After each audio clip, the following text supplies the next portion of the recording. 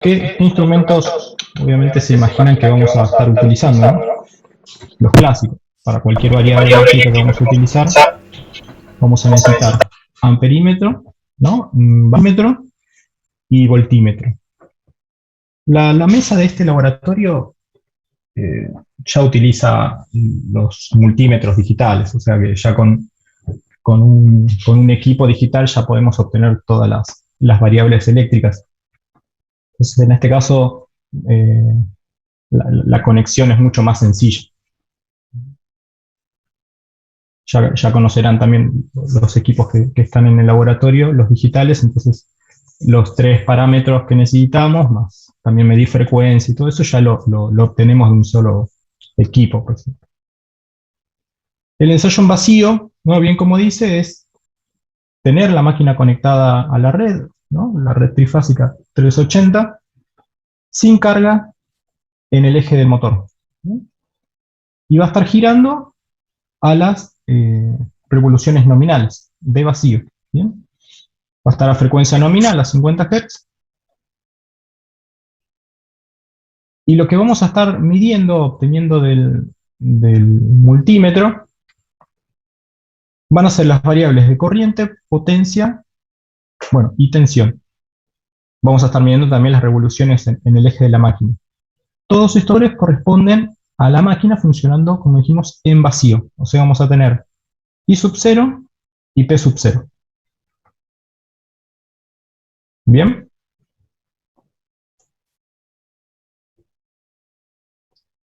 ¿Qué parámetros estaríamos obteniendo, si alguno por ahí recuerda, en este ensayo en vacío del circuito equivalente?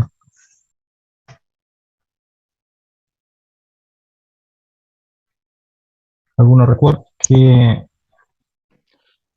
Las pérdidas en el hierro, vamos teniendo las pérdidas en el hierro? ¿Bien? Con las pérdidas en el hierro, la corriente de vacío y la tensión nominal aplicada, ¿qué parte del circuito equivalente estaríamos en condiciones de poder obtener? ¿Qué componentes? las X, ¿Cuáles? Recuerden que por lo general el circuito equivalente lo tenemos dividido en los componentes en serie y las componentes en paralelo, ¿no? Tenemos la rama serie y la rama paralelo en un circuito en vacío. ¿Qué parámetros vamos a estar calculando? Los paralelos. El paralelo. Muy bien. Todo el circuito paralelo.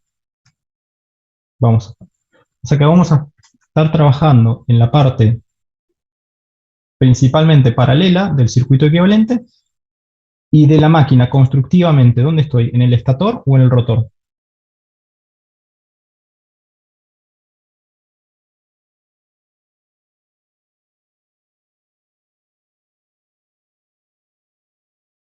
Es la parte del circuito del estator, ¿no? ¿Y por qué no el rotor? ¿Por qué los parámetros del rotor no los tengo representados acá?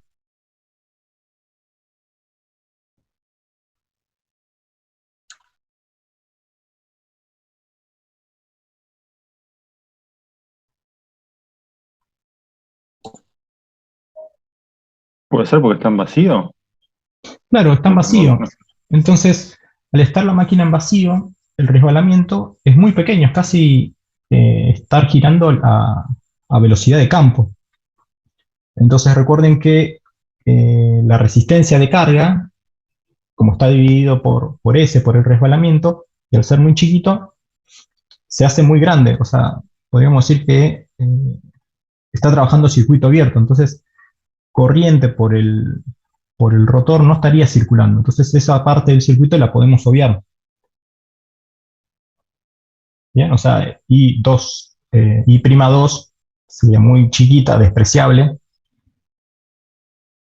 Entonces, tranquilamente podemos estar solamente trabajar con la parte del circuito del estator, bien, del primario de la máquina.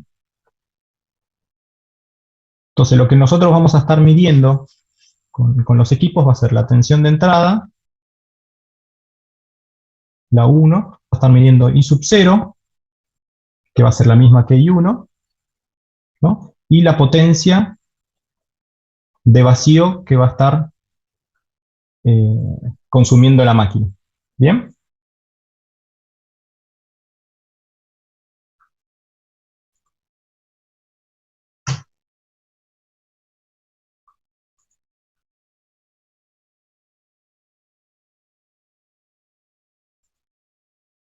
Me quedó la presentación ahí recalculando.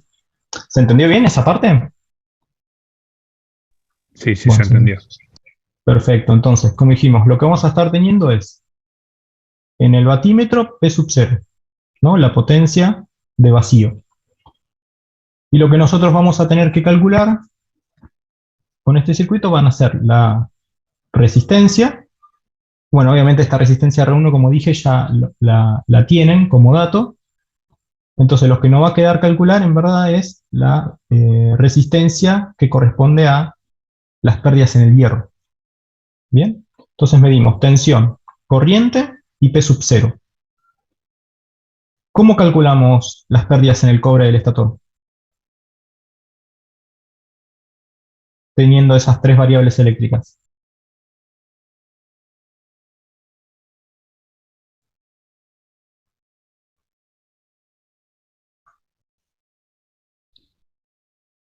Tres por esa corriente al cuadrado por esa resistencia.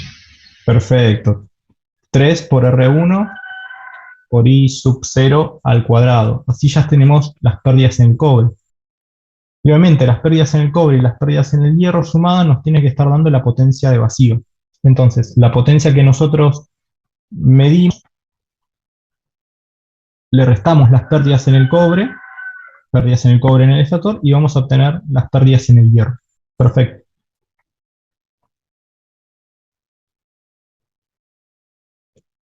Pero hay una pérdida más que tenemos que tener en cuenta, porque el eje está girando. O sea que para que el eje gire, nosotros vamos a tener unas pérdidas extra, que van a ser las pérdidas por fricción y ventilación. También las tenemos que tener en cuenta. ¿Se acuerdan cuál era el procedimiento que hacíamos para poder obtener, separar las pérdidas por fricción y ventilación de las pérdidas en el hierro?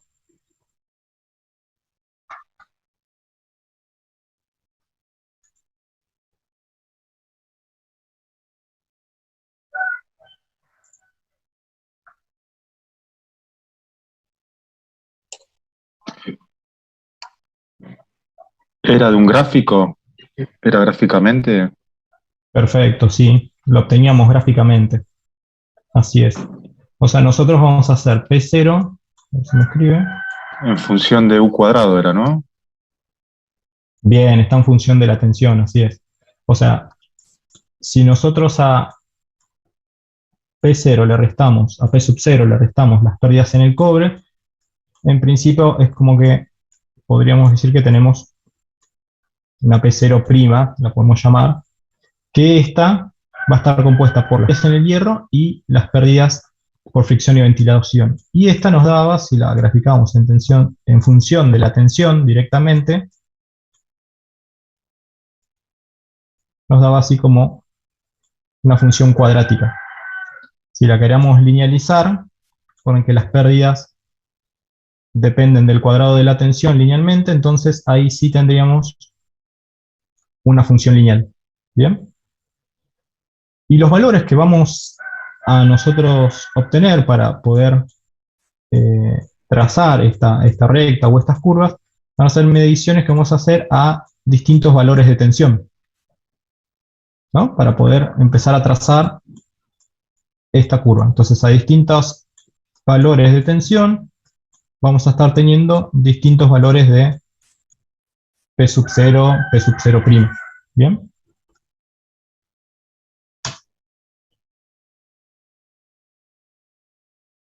Esta es la que podemos, las pérdidas rotacionales, ¿no? Ese circuito prácticamente también las podemos conocer como pérdidas rotacionales. ¿Hasta acá bien? ¿Se entiende más o menos el procedimiento? Sí, sí. Sí, perfecto. Bueno, esto lo limpiamos. Bien. Entonces, pérdidas en vacío, P sub 0. Vamos a tener las pérdidas en el cobre, dijimos. Luego vamos a calcular las pérdidas magnéticas. Y con eso vamos a obtener también las pérdidas mecánicas por fricción y ventilación. Estas las que llamamos pérdidas rotacionales. Pérdidas por ventilación y fricción también pueden ser pérdidas mecánicas. Son distintas formas de poder llamarlas o denominarlas. Uy, perdón,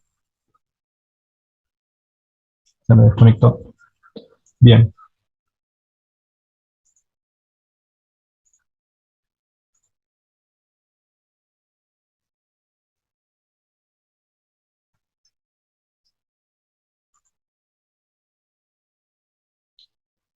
Entonces, ¿qué vamos a hacer? Como dijimos, vamos a hacer variar la tensión de alimentación de la máquina. Esto lo hacemos con un variador de tensión, ¿no? Y vamos a estar aplicando 1,2 veces la tensión nominal y de ahí vamos a estar bajando la tensión eh, para obtener puntos de esta curva. Bien, entonces de 1,2 vamos a estar tomando 1,2, 1, 0,9, 0,8 y así hasta 0,4 de la tensión.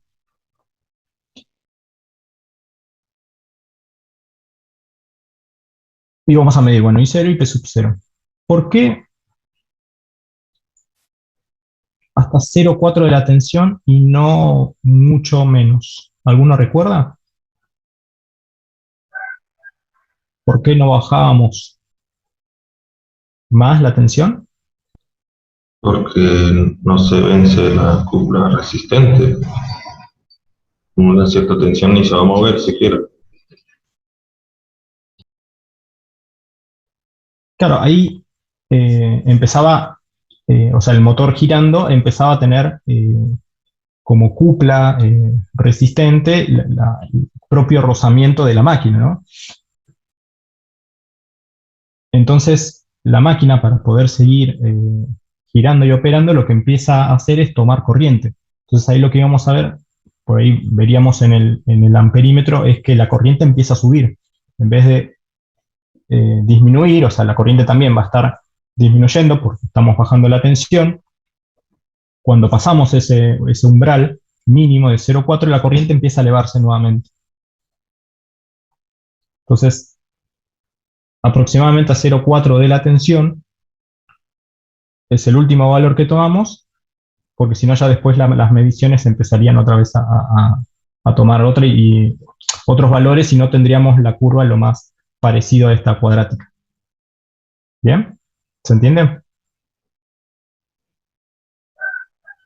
Bueno, y como bien dijeron, también, si nosotros, como depende de la tensión al cuadrado, lo tendríamos linealizado, mucho más fácil para trabajar.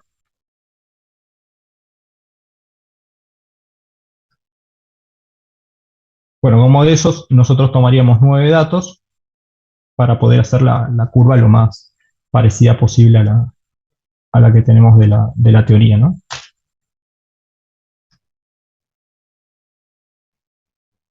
¿Hasta acá alguna consulta más? No, por ahora no. Bien, bueno, esto sería lo que haríamos con la máquina en vacío. Bien, o sea, arrancamos la máquina sin carga en el eje, llevamos la tensión hasta 1,2 de la tensión nominal, y de ahí empezamos a disminuir para tomar 9 valores. Medimos la corriente, la potencia y las revoluciones. Bueno, las revoluciones deberían de estar siempre más o menos al valor de las nominales. Y gráficamente vamos a poder separar las pérdidas en el hierro de las pérdidas mecánicas, o las pérdidas por fricción y ventilación. El otro ensayo que también haríamos en este banco es el ensayo rotor bloqueado, ¿no? Es el equivalente a el ensayo en cortocircuito a un transformador. Y este sería el circuito equivalente simplificado, ¿no? Lo que hacemos es bloquear el eje de la máquina, lo bloqueamos a una balanza. Bien, conocemos el largo del brazo. Entonces ahí vamos a poder calcular lo que es el torque. Lo que mide la balanza en kilogramos, por el largo tenemos el torque. Bien.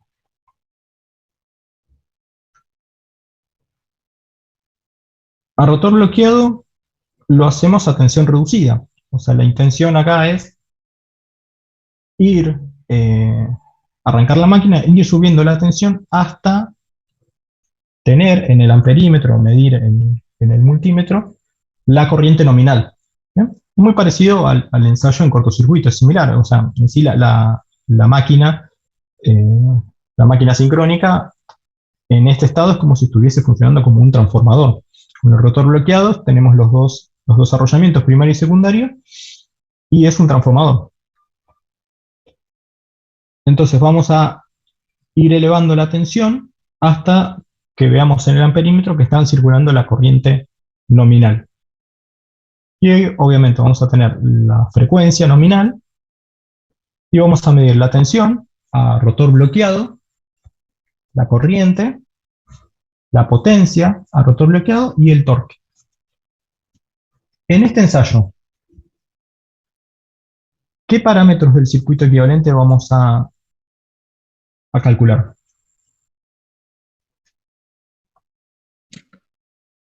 Acá la paralelo se despreciaba, ¿no? O sea, Sí, ¿y por qué decís que la despreciamos? ¿O por qué podríamos despreciarla? porque creo que la tensión que queda aplicada es baja. Tal cual, tal cual. Sabemos que las pérdidas en el hierro, al depender de la tensión, y acá estamos trabajando a tensión reducida, podemos decir más o menos que la corriente de vacío es muy pequeña. Entonces, podemos despreciar todo el circuito en paralelo. O sea que en este caso lo que vamos a estar midiendo es la corriente, que es I sub 1, y es la que va a estar circulando por todo el circuito serie. ¿Bien?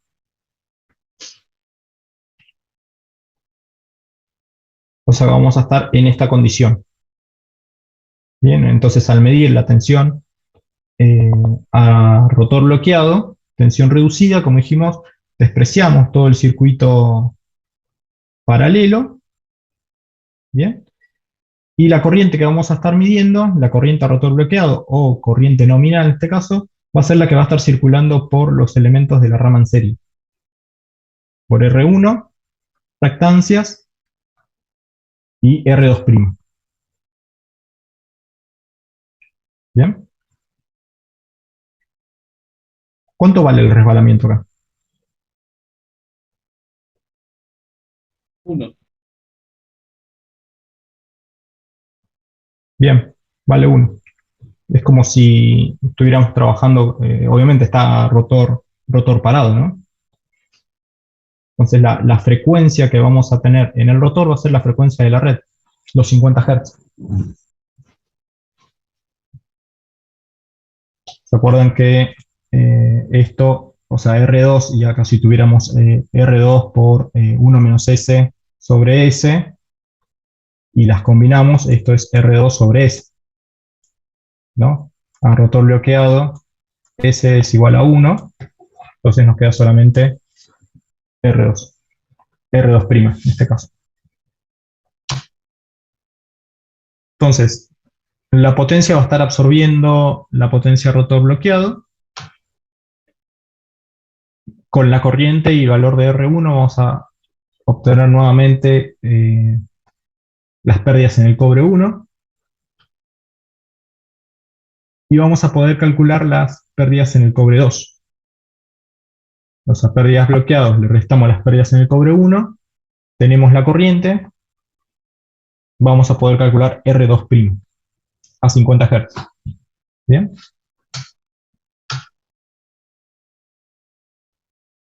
¿Qué pasa? El rotor en sí, en funcionamiento normal, está trabajando a baja frecuencia, ¿no? ¿Se acuerdan que F2 es igual a F1 por el resbalamiento? O sea, la frecuencia de entrada por el resbalamiento nos está dando la frecuencia eh, a la que está operando normalmente el rotor. Entonces tenemos que corregir eso. Lo mismo va a pasar con las reactancias. Las reactancias X1 y X2 en funcionamiento normal de la máquina están a distintas frecuencias. Y nosotros ahí las estábamos midiendo a frecuencia de 50 Hz. Lo que no mencionamos en los circuitos anteriores es cómo calculamos las reactancias. Hasta ahora solamente dijimos que estamos obteniendo los valores de resistencia. ¿Y las reactancias? ¿Las teníamos que asumir iguales? ¿Pero qué valor? Poner asumimos iguales. ¿Cómo las obtenés? Numéricamente.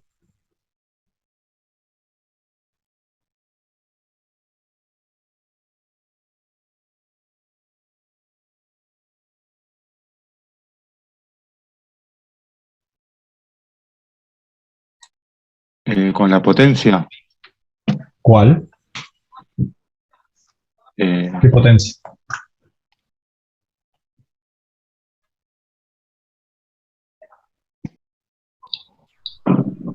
Tienes la activa IPV, la reactiva la calculas B por I y sacas la aparente. claro, Perdón, la aparente la tienes B por I y sacas la reactiva por I. Perfecto. O sea, tenemos tensión y corriente. Tensión y corriente, vamos a obtener la potencia aparente. A la potencia aparente se le resta, no linealmente, ¿no? P, potencia activa, y vamos a obtener Q. Y va a ser la Q de X1 y X2. Y verdad, acá lo que vamos a estar obteniendo es una reactancia equivalente. No las tenemos separadas. Pero por forma empírica o por experiencia o por practicidad se toman de que X1 y X2 son iguales, X2' son iguales y el valor de la reactancia equivalente valen el valor de la reactancia equivalente dividido 2. ¿Está bien? Este Q lo podemos calcular o teniendo el multímetro digital, ya te lo da también, ¿no? Pero bueno, estos serían los pasos a seguir según el instrumento que tengamos. ¿Bien?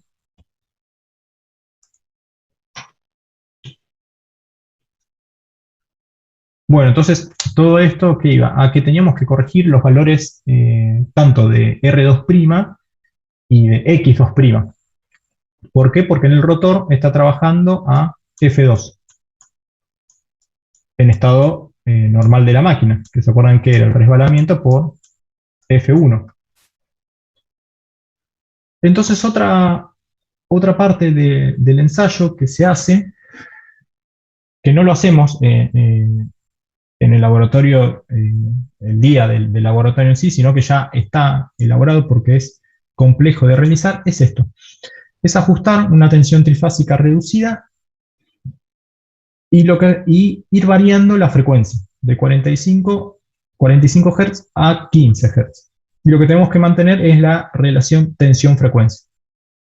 Entonces, manteniendo la relación tensión-frecuencia, ir variando la frecuencia desde 45 a 15 Hz, y ahí vamos a estar tomando también los mismos parámetros, las mismas variables eléctricas de tensión a rotor bloqueado frecuencia, corriente, potencia y torque. ¿Bien? Entonces esto nos va a dar, vamos a tomar 8 datos, y estos 8 datos nos va a dar un gráfico de este estilo, en donde vamos a tener cómo varía la R2' y la reactancia, 2x2', en función de la frecuencia. O sea, estos datos ustedes ya los tienen. Y si vamos a tener, como dijimos, de 45 a 15 Hz, y lo mismo, llevamos la recta hasta 0, y lo que vamos a tener acá es la R2' en funcionamiento normal de la máquina. ¿Se entiende? A una frecuencia muy baja. ¿Se acuerdan que un resbalamiento puede andar en el orden del 3, del 5%? Que es casi prácticamente 0. Entonces ahí lo que hacemos es corregir realmente el valor de R2' y X2'. ¿Se entendió? Daniel, Sí, Alberto. ¿me permitirías hacer una Por favor, pregunta? sí, sí. Sí. Con relación al ensayo de vacío, la pregunta que yo haría sería, ¿qué pasa con la velocidad cuando cambiamos la tensión? Si se cambia o se mantiene.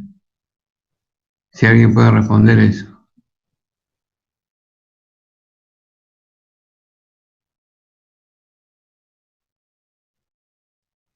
O sea, yo haría más amplia la pregunta, ¿de qué depende la velocidad del rotor? ¿Depende de la tensión? ¿Sí o no? ¿Y por qué?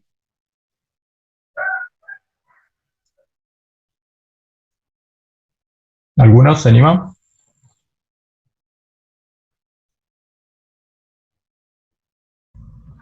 Si variamos la tensión, se va a variar directamente el torque y en función de la cupla de resistencia puede ser que varíe un poco la velocidad, pero lo que más significativamente va a variar la velocidad es la frecuencia, más que la tensión.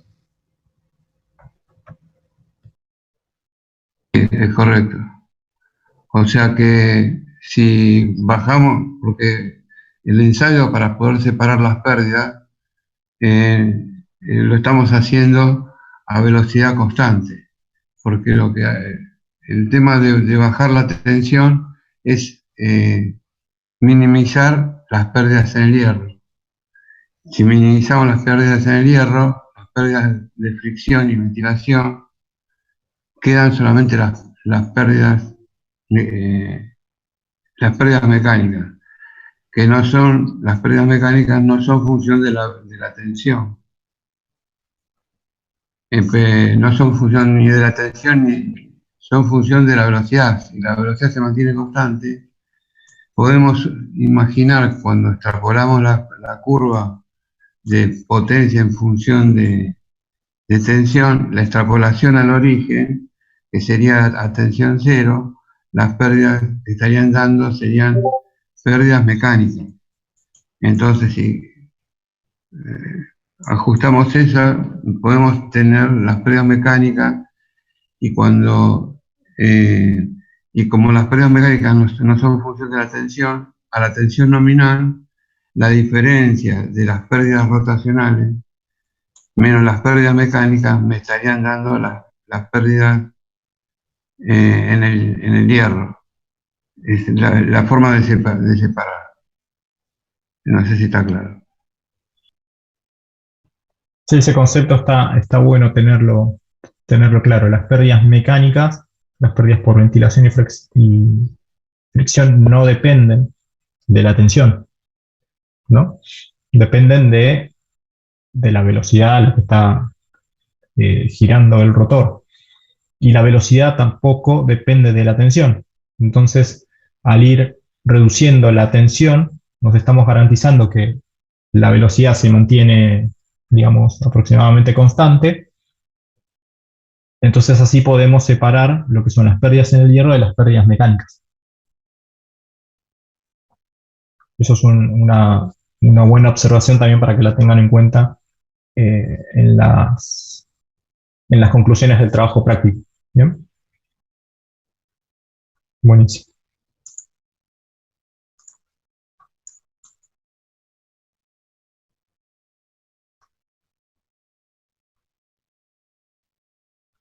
¿Hasta ahí alguna duda, alguna consulta?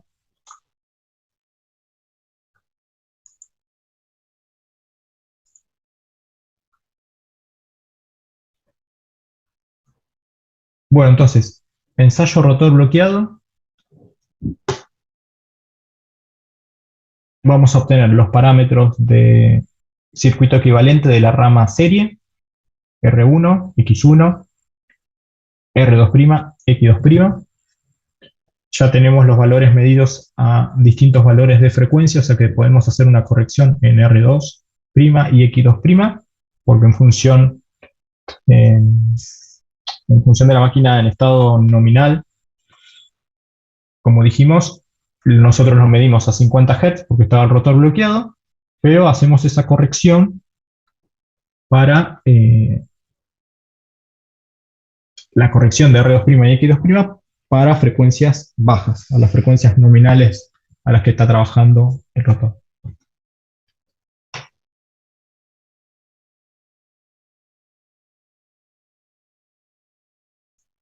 En este circuito, bueno, este es un circuito ya un poco más completo, ¿no? Tenemos ahí el banco. ¿Algunos recuerda con esta configuración de los equipos de mediciones cuál es el método que estamos eligiendo de medición? Con 2 batímetros.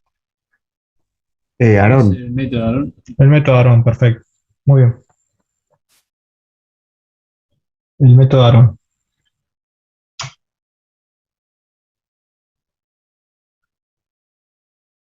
Entonces, como para complementar en el informe, vamos a tener los siguientes puntos, ¿no? Consideraciones. En el ensayo en vacío, tenemos que considerar, tener en cuenta que las mediciones, cuando la tensión aplicada es menor a 1,2 la tensión nominal. Tenemos que justificar el método utilizado para determinar las pérdidas de fricción y ventilación. Bien, lo que recién estaba remarcando Alberto. Explicar de qué están compuestas las pérdidas en el hierro y que dependen de la tensión al cuadrado. ¿Bien? Y en el rotor a rotor bloqueado, ¿cuál es el procedimiento que se realiza para obtener las mediciones a frecuencia variable? Bien, lo último que vimos recién. ¿Y cuál es el objetivo? O sea, esto que está acá en rojo resaltado es lo que quiero que ustedes en el informe lo tengan bien presente para las conclusiones. ¿Está bien? Es como que es el punto clave para este ensayo. ¿Se entiende? O sea, del informe, más allá de todos los cálculos que van a tener que hacer para obtener los parámetros, vamos a hacer más hincapié en cómo ustedes justifican estos puntos. ¿Bien? ¿Alguna duda? ¿Algo que quieran rever con esto?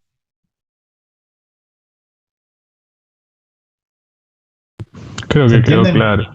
Sí, sí. ¿Quedó claro? ¿Sí? ¿Todos? Sí, quedó claro, Dani. Perfecto, buenísimo. Bueno, la segunda parte, recuerden que eran tres ensayos, es el ensayo directo. Darío, ¿querés Acá estoy. tomar la posta? Dale. Bueno, otra parte, aparte de la medición indirecta, como estuvo explicando Dani. Yo no sé, seguimos con tu pantalla, mejor así la vas pasando vos, Dani, o bueno, querés dale. que comparta Sí, sí. la mía. Como quieras, como se está Bueno, cómodo. seguimos así, si querés, así no cambiamos nada y no demoramos el tema. Dale. En este caso vamos a ver cómo la máquina se comporta con el ensayo directo. Y esto nos va a permitir tener una comparación fidedigna del modelo teórico que estuvimos analizando hasta ahora con cómo se comporta la máquina en forma real. Es decir, evaluar sus parámetros nominales de potencia, tensión, corriente, y comprobar si lo que indica la chapa característica y lo que hemos calculado en la teoría coinciden con lo que la máquina está experimentando en la realidad. Sería verificar el funcionamiento y de acoplar el modelo teórico a lo que está sucediendo con la máquina, tanto sea como motor, freno o generador, de acuerdo al caso del ensayo. Otro punto que vamos a tomar en cuenta y que vamos a analizar es métodos de arranque. ¿Se acuerdan que estuvimos viendo en la teoría varios? Acá vamos a hacer especial hincapié en el arranque estrella-triángulo y ver cómo realmente fluctúan los parámetros de la máquina, del motor, al arrancarlo como estrella-triángulo. ¿Se acuerdan qué beneficio tenía y qué limitación nos tenía este método de arranque? O mejor dicho, ¿por qué es que apuntamos a realizar un arranque estrella-triángulo? ¿Qué es lo que buscamos? Bajar la corriente de arranque.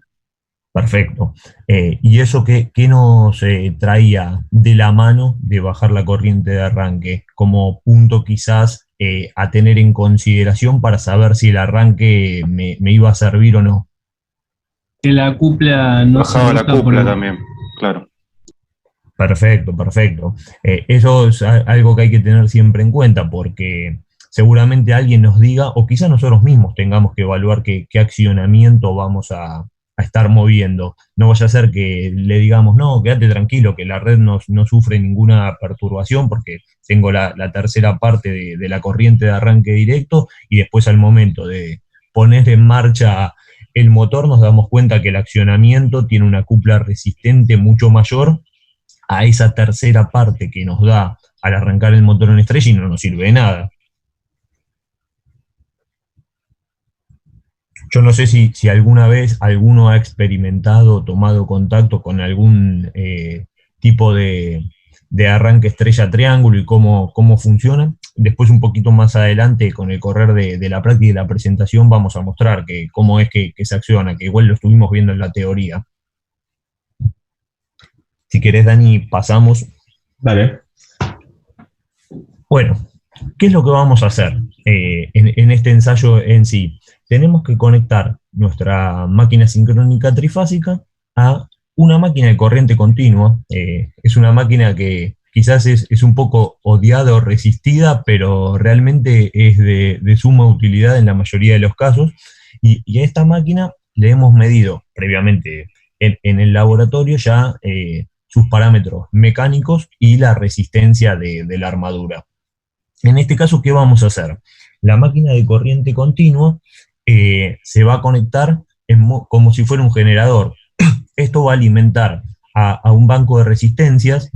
Yo no sé si lo vieron en el laboratorio, el banco de resistencias es enorme. En estas épocas invernales serviría de calefacción, disipar el calor ahí con un ventilador y usar esa convección para calefaccionarnos. Y vamos a ver cómo midiendo y variando, perdón, la resistencia, cómo es que se comporta la máquina de corriente continua y a su vez qué es lo que sucede con la máquina sincrónica trifásica. En este ensayo vamos a partir de una carga mecánica inferior a la nominal de aproximadamente la cuarta parte y vamos a ir evolucionando hasta el 125%, es decir, vamos a sobrecargarla. Todo esto accionando sobre la máquina de corriente continua que les estuve nombrando recién. Si querés, pasamos, Dani. Sí. ¿Qué vamos a medir? Supongo que ya se imaginarán qué parámetros vamos a tener en cuenta, pero bueno, los escucho así, vamos haciéndolo un poco más participativo. ¿Qué parámetros vamos a relevar del ensayo?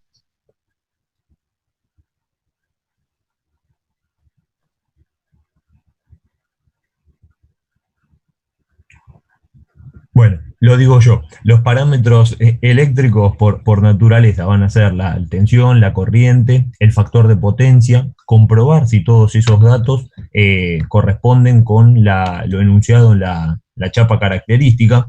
Esto puede ser un ensayo como para comprobar que el motor cumple con las especificaciones que hemos solicitado y contrastar que cumple perfectamente con lo que indica en la placa de características de la máquina. Por otro lado, la cupla la vamos a obtener en función de la medición de la potencia y la velocidad, como vamos a ver más adelante, con una balanza electrodinámica en este caso. La balanza electrodinámica es una máquina de corriente continua que tiene el estator libre de giro, tiene un brazo de palanca colocado de una longitud determinada.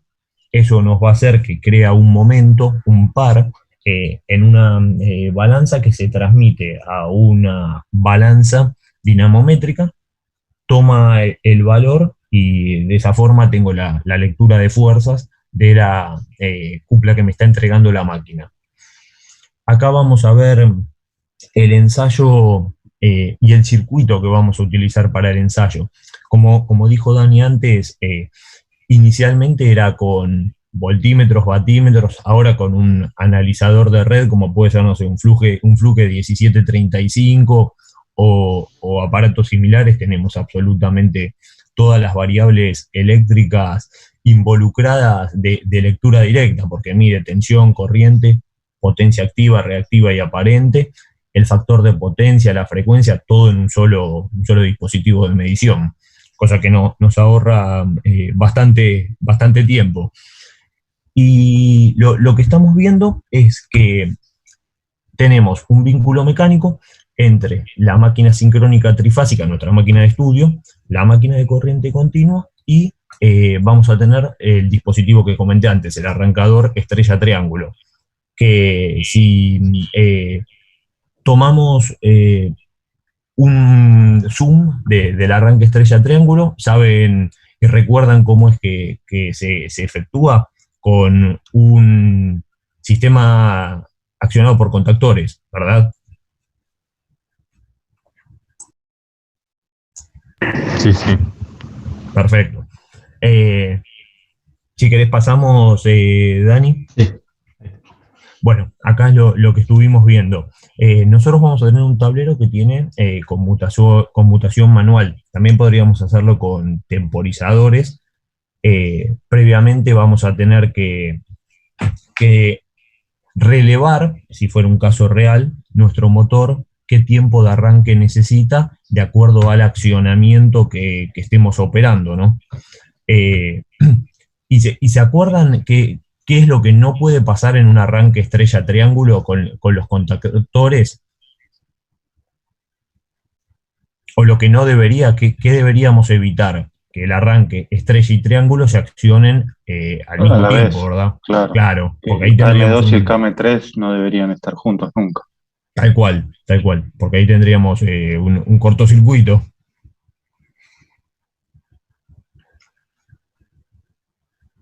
Claro, estaríamos haciendo así con la corriente por acá. Perfecto, gracias, Dani. Bueno, si querés pasamos a la siguiente. Una vez que hicimos esto, este es un ensayo normativo, pero también tenemos que ver el punto de vista quizás didáctico, y es ver cómo se comporta nuestra máquina como motor, freno y como generador a la vez, como para que veamos que efectivamente todo lo que analizamos en la teoría se va a cumplir en la práctica. ¿Qué vamos a usar en este caso? Una máquina sincrónica trifásica, pero de rotor bobinado.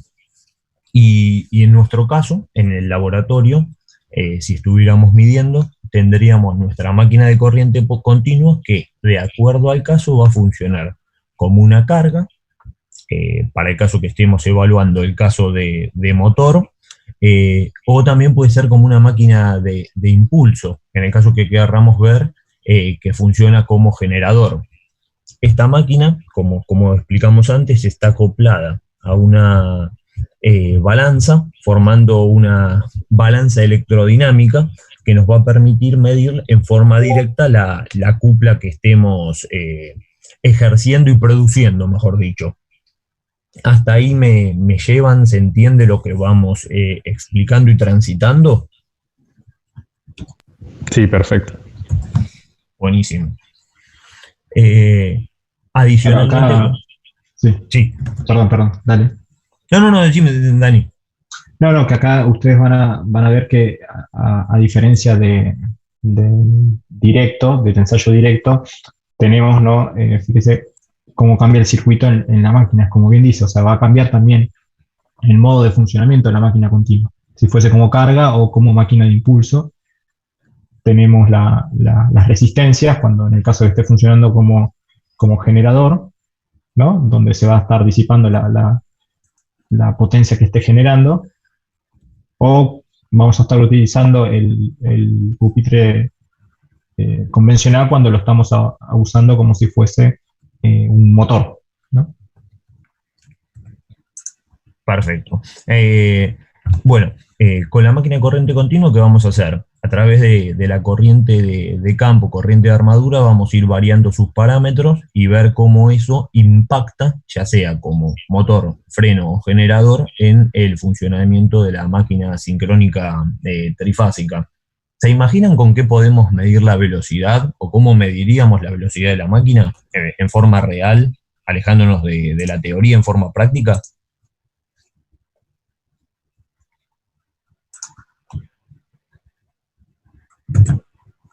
No sé si alguna vez midieron velocidad de rotación de algún motor. ¿Una lámpara estroboscópica puede ser? Puede ser una lámpara estroboscópica tal cual, o si no... con un tacómetro. Claro, un artilugio un poco más analógico, aunque también, bueno, lógicamente los hay digitales. Tenemos un dínamo taquimétrico o un tacómetro de mano. Bueno, ahí fuimos relevando y explicando un poquitito cómo es el circuito, qué elementos tenemos y cómo vamos a medir cada uno de ellos en la forma práctica. Y ahora vamos a pasar puntualmente a lo que es el ensayo como motor. En este caso, la diferencia fundamental en relación a la medición anterior es que lo vamos a medir en forma directa, la cupla, porque bueno, a través de la balanza electrodinámica vamos a notar en forma directa cuál es el valor de cupla que está generando el motor, y de esta forma vamos a poder ver cómo, variando los distintos parámetros, tenemos la potencia nominal del motor indicada en la chapa característica. Vamos a variar la potencia mecánica en un rango comprendido entre el 25 y la totalidad de la potencia nominal, y vamos a medir la corriente rotórica en cada uno de los instantes. Es decir, vamos a ir relevando los parámetros eléctricos en forma permanente de acuerdo a las diferentes condiciones de carga. Hasta ahí venimos bien en el caso de motor. Sí. Bueno, sí, perfecto. Buenísimo. Luego vamos a pasar al funcionamiento de la máquina como freno. ¿Se acuerdan qué es lo que debería pasar para que la máquina esté funcionando como freno?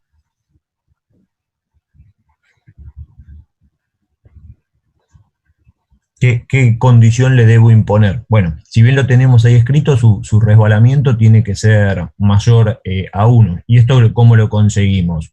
Como bien dice, vamos a llevar la velocidad nominal a menos las 1500 revoluciones por minuto con el rotor a circuito abierto.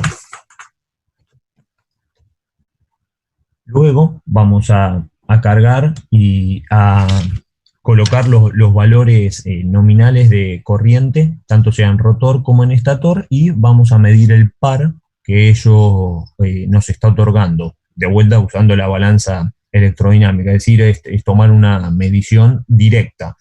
Vamos a repetir esto con los valores de 750 revoluciones por minuto en sentido opuesto y también a 0 revoluciones por minuto. Vale aclarar que, como dije, el rotor va a estar a circuito abierto y lo hacemos girar en sentido contrario al del campo del estator, para que lógicamente esté funcionando como freno y tengamos un resbalamiento mayor a 1. Vamos a ajustar la resistencia rotórica hasta tener la corriente nominal en rotor y en estator, y con la balanza, bueno, medir entonces en forma directa la cupla y tener la cupla nominal. Bueno, esto es lo que estaba recién explicando. Vamos a ir relevando constantemente los mismos parámetros, tal como lo hicimos con el caso de motor. ¿Quedó clara la parte de freno, que es lo que tenemos que hacer o lo que estaríamos haciendo si estuviéramos en el laboratorio? Sí, sí. Bueno, bárbaro. Bueno, ¿qué nos falta? La parte de generador. En este caso vamos a tener a la máquina de corriente continua, que va a estar trabajando como máquina de impulso, es decir, como si pudiera ser un motor diésel que estuviera impulsando a nuestro generador eléctrico para, en bornes de la máquina, obtener tensión y valernos de la misma para darle suministro a una casa, una industria o lo que sea. En este caso vamos a hacer lo siguiente. A la máquina de corriente continua, en este caso máquina de impulso, va a trabajar levemente a la velocidad sincrónica, levemente superior a la velocidad sincrónica. ¿Por qué? Porque es donde la máquina sincrónica trabaja con bajas pérdidas, es decir, con una alta eficiencia. En este caso vamos a tener al rotor cortocircuitado y de vuelta. Vamos a repetir, tal como lo hicimos en los casos anteriores, vamos a variar la potencia entre el 25 y el 100% de la potencia nominal, y vamos nuevamente a relevar nuestras variables eléctricas, que son la potencia de la corriente y las variables también mecánicas de entrada. Tienen que tener en cuenta que, si bien lo vamos a aclarar luego, ¿recuerdan que cómo es que puede funcionar la máquina sincrónica trifásica como generador? ¿Bajo qué condiciones? Yo puedo tener una máquina sincrónica trifásica funcionando como generador, por ejemplo, en el medio del campo donde no hay red, no hay nada.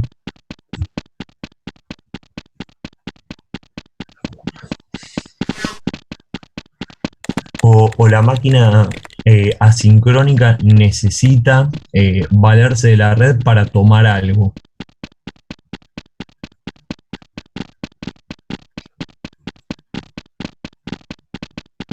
¿Alguno se anima a ver qué es lo que necesitaría tomar de la red la máquina sincrónica trifásica?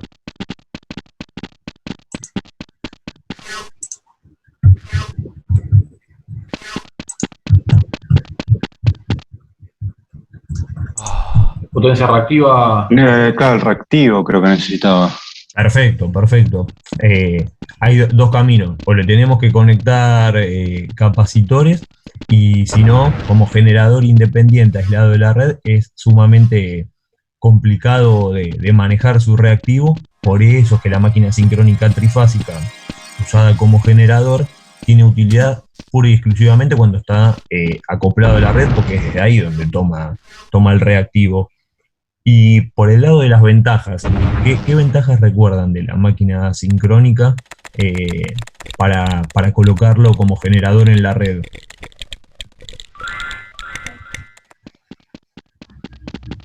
Que es de fácil puesta en paralelo, ¿verdad? O sea, es fácil de acoplar a la red. La desventaja, por el lado de lo malo, de las contras, es que es de difícil regulación de velocidad y frecuencia con la carga, ¿verdad?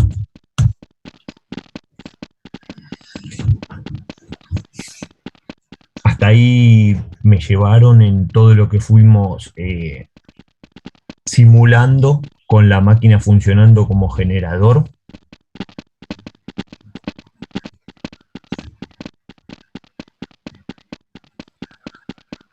Sí, sí, por ahora va.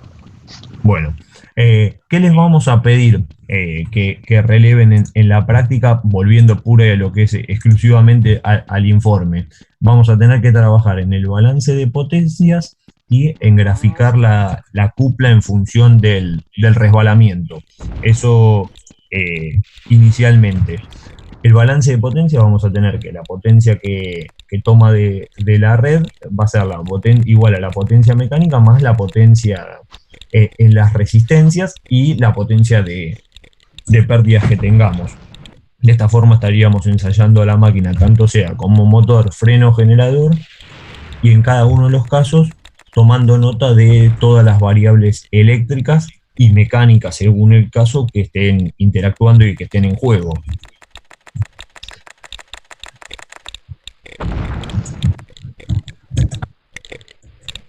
Bueno, como puntos en el informe a tener en cuenta, es un poquito lo que estuvimos también conversando, pero vamos a indicar cómo está conectado el motor, ya sea como motor, cómo esté conectado el generador cuando la máquina funciona como generador y cómo está conectada cuando funciona como freno. Es decir, la secuencia de las fases y indicar el porqué en cada caso, qué es lo que buscamos con los respectivos sentidos de giro, ya sea motor, freno o generador, en relación a lo que es el sentido del campo de la máquina y el sentido de giro del rotor de la máquina.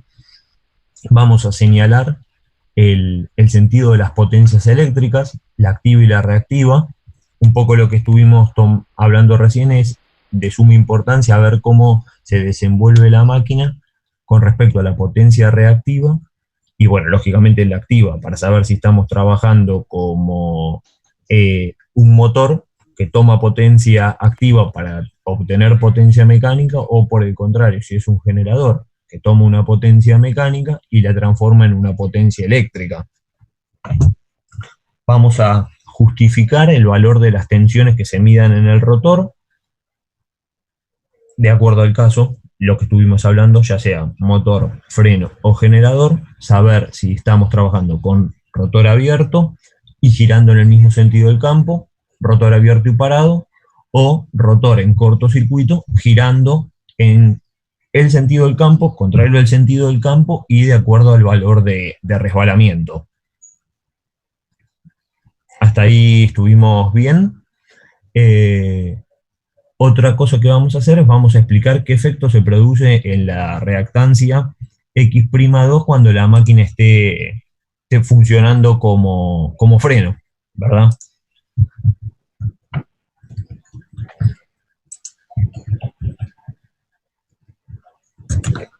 Y por último vamos a explicar qué consideraciones tenemos que tener en cuenta cuando la máquina esté funcionando como un generador y qué diferencia hay entre la máquina sincrónica trifásica y la máquina sincrónica trifásica cuando están operando como generador. Es un poco lo que estuvimos conversando, es como que fue levemente spoileado, pero bueno, hacer esa justificación en las conclusiones de qué limitaciones tiene la máquina en el caso de estar funcionando como generador acoplado a la red o en forma independiente.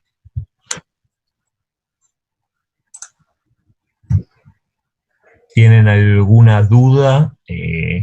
Fuimos avanzando en cada uno de los estudios de la máquina, ya sea como el motor, como freno, como generador, y por otro lado el ensayo directo, que fue lo que hicimos al comienzo de esta segunda parte de la práctica. ¿Les quedó claro? Sí, perfecto. Lo que vamos a hacer con los valores que van a tener, vamos a simular dentro de lo que la virtualidad nos permite, como si hubiéramos estado en el laboratorio midiendo cada uno de los valores, o lo que en este caso se los vamos a dar nosotros ya relevados en forma práctica con las máquinas del laboratorio de cuando se podía ir al campus a hacer las mediciones.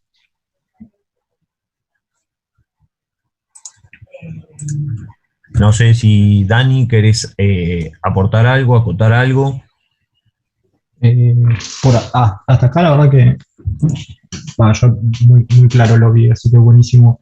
Darío, y bien como dijiste, nosotros le vamos a estar dando los valores que hubiésemos medido en el laboratorio para que ustedes puedan desarrollar el trabajo práctico. Esta presentación también la van a tener disponible en el campus, así que cualquier cosa que quieran la pueden consultar sin drama hoy. No sé si por ahí Alberto quiere acotar algo más.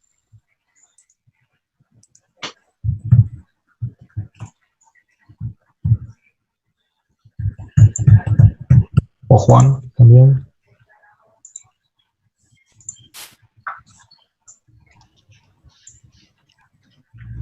No, por mi parte los escuché a ustedes, la verdad es que muy bien. No me conecté el audio. ¿Ahora me escuchan? Sí, te escuchamos. Bueno, yo lo que comentaría respecto del ensayo de bloqueo, me preguntaría por qué es necesario separar la resistencia R1 de R'2, porque es más importante en los cálculos de la máquina R'2 que R1. El inconveniente es que queremos tener valores precisos, muy confiables. El tema es la medición de resistencia. La resistencia del estator se mide con un instrumento de continuo, un puente de Thomson. Y eso hace de que el puente de Thomson trabaja con continuo, por lo tanto la resistencia que estamos midiendo es en continuo. Cuando medimos, ahora cuando estamos en el ensayo de bloqueo, seguimos en el ensayo de bloqueo, cuando medimos la resistencia, la medimos a través de la medición de la potencia y de la corriente. Y la potencia que mide el instrumento mide la potencia que demanda la resistencia R1 y R'2. Como hemos medido R1 en continua, R2 se mide a la frecuencia de red. Por lo tanto, estaríamos cometiendo un error. Entonces, lo que hay que hacer es hacer un ensayo complementario, como se dijo, variando la frecuencia. Entonces, medimos potencia a frecuencia variable. Lo hacemos con una máquina que me permita variar la tensión y la frecuencia a valor constante, y esa tensión y frecuencia es la que le aplicamos a la máquina que está en cortocircuito. Entonces, si variamos la frecuencia, vamos a llegar hasta 15 Hz. Y después extrapolamos al origen. Extrapolar al origen significa que vamos a medir a la frecuencia nula. ¿Por qué se toma 15 como Hz? Porque es muy difícil conseguir instrumentos que midan valores de potencia, de tensión y de corriente a frecuencias menores de 50 ciclos. O sea, normalmente se puede llegar a 40 ciclos, pero por debajo de esos valores hay que llevarlo a... Por debajo de esos valores hay que extrapolarlo. Entonces, como no hay instrumentos, lo normal son 40, 50 ciclos a lo sumo. Llegar a 15 ciclos hay que hacerlo con instrumentos especiales, que los tenemos en el laboratorio. Cuando se hicieron los ensayos en su momento y definimos los valores de R'2 y de R1,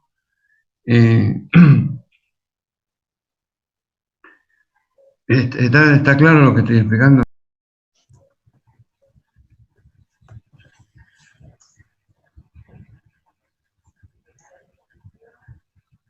Sí. Bueno, cuando hay clic se entiende de que se está entendiendo.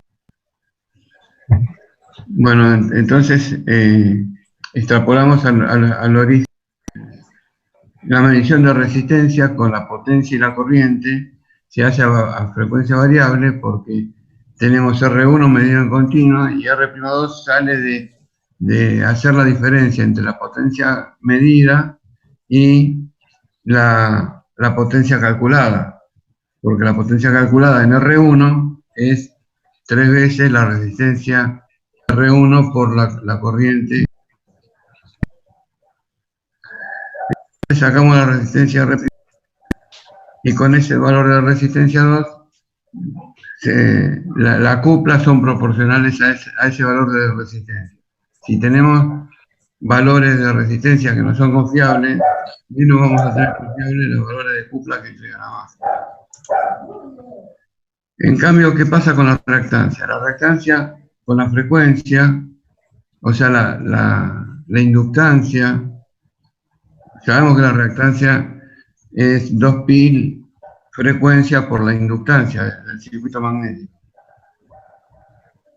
Si variamos la frecuencia, la inductancia no cambia. Pero la reactancia cambia. La reactancia cambia con la corriente. Porque la reactancia que estamos midiendo están producidas por los flujos dispersos. Si está producida por los flujos dispersos, y por los flujos en los dientes del estator y del rotor. Entonces, esa reactancia depende de la corriente, y cuando las corrientes son grandes, como por ejemplo analizar el arranque en una máquina, porque en el rotor tenemos frecuencias de 50 ciclos, las corrientes hacen de que los flujos dispersos saturen. O sea, ¿qué significa que saturen? Yo doy más corriente, aparece más corriente, si aparece más corriente, no aparece más flujo. Por lo tanto, la reactancia se modifica. Entonces es importante conocer los valores de reactancia para hasta de los valores medidos a valores de corriente nominal o menor a las corrientes de arranque que tiene la máquina. Quería aclarar ese tema.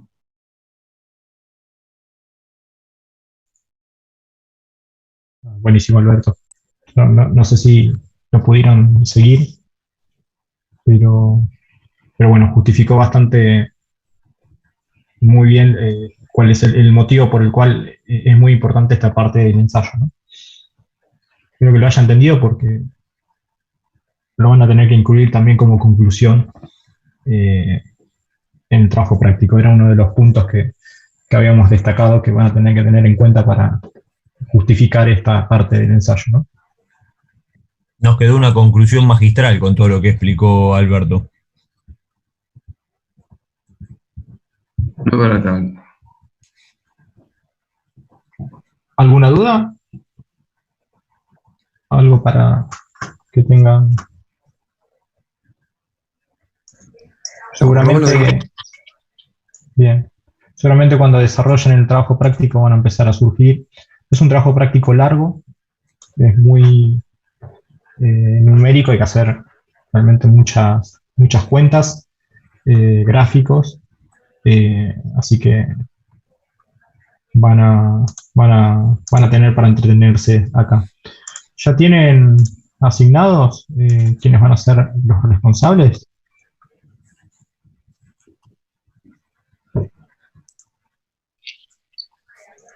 Bueno, a ver si...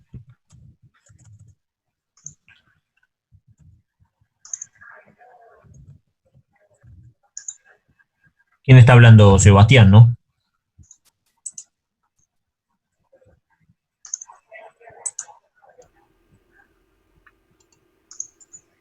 Bueno, si ya tienen los dos responsables por cada grupo, por ahí sí nos mandan un correo con ellos. Nos mandan un correo con los dos responsables y nosotros le vamos a estar subiendo, bueno, esta presentación y los datos para que ya puedan desarrollarlo. Dale, ¿cuándo se entregaría? No sé si Juan por ahí estaría de acuerdo. Juan, ¿qué fecha tenían para, si recordás, para la entrega del integral, del ejercicio, del trabajo práctico integral? A la vuelta de las vacaciones, o sea, alrededor del 7 de agosto. Claro, sería de acá a 3 semanas. Sí. Y yo diría, o sea, lo normal decimos un mes, pero bueno, vamos a estar en fechas de finales, no sé si ustedes van a estar rindiendo finales, parciales. No sé si estás de acuerdo, Juan, poner fecha 28 de agosto, damos un tiempo más. Sí, 28 de agosto me parece bien. Buenísimo, gracias. Sí, me parece un poco mejor si ustedes tienen que estar preparando parciales, finales, más el trabajo integrador, darle unos días más en este caso para que puedan desarrollarlo. ¿Está bien? 28 de agosto, sábado 28 de agosto sería la fecha límite para presentar el trabajo práctico a través de campus, ¿no? Como hicieron con el práctico 1. Bueno, gracias. Perfecto. No, si no tienen ustedes ninguna consulta más. Perdón, ¿qué fecha va a ser la del TP Laboratorio 2? Que no... 28 de agosto. 28 de agosto. Excelente, gracias. Bien. Bueno, este práctico en el laboratorio llevaría hasta el mediodía, pasado el mediodía, con los grupos separados y todo, pero bueno, la forma virtual se redujo a 1 hora más o menos. Listo, yo no tengo nada más que acotar con respecto a esto y simplemente darles saludos. Nos estaríamos viendo después de las vacaciones. Éxito si van a rendir algún final, ¿no? Muchas gracias, saludos. Muchas gracias. Gracias, Bueno, buenas buen fin de vacaciones. semana. Gracias, buen Igualmente. fin de. Nos vemos a la vuelta.